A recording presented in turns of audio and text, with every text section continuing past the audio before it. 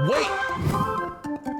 You need to watch this before pouring boiling water down your drains or toilet to clear clogged plumbing. Doing so could cause major damage to your home's pipes and plumbing fixtures. But pouring a pot of boiling water down the drain is a fast, effective, natural method for clearing a clog, as it dissolves, melts, or softens all that hair, makeup, toothpaste, mucus, and other residue that comes off of or out of your body, backing up the sink, shower, or bathtub. And doing so is generally fine if your home's pipes are made of galvanized steel, copper, or iron, which can withstand high temperatures without harm.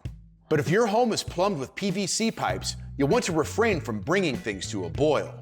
That's because pouring boiling water down these plastic pipes could cause them to melt, warp, and distort, or damage fittings and connections, all of which is likely to result in plumbing problems, leaks, and even flooding. Oh, and also, keep in mind that even if your pipes are made of metal, joints, connections, and seals that are plastic or rubber may be susceptible to damage, so proceed with caution.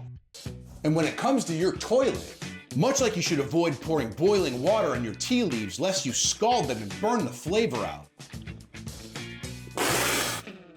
you should never pour it down the potty either. Sudden, severe temperature changes are likely to crack your commode, which is brittle. They don't call it the porcelain throne for nothing.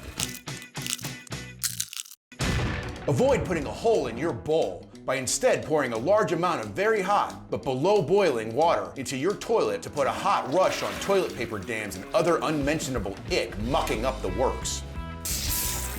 And remember, when it comes to boiling water in your plumbing, if it can't take the heat, don't dump it down the drain. And if you learned something there, please like and share.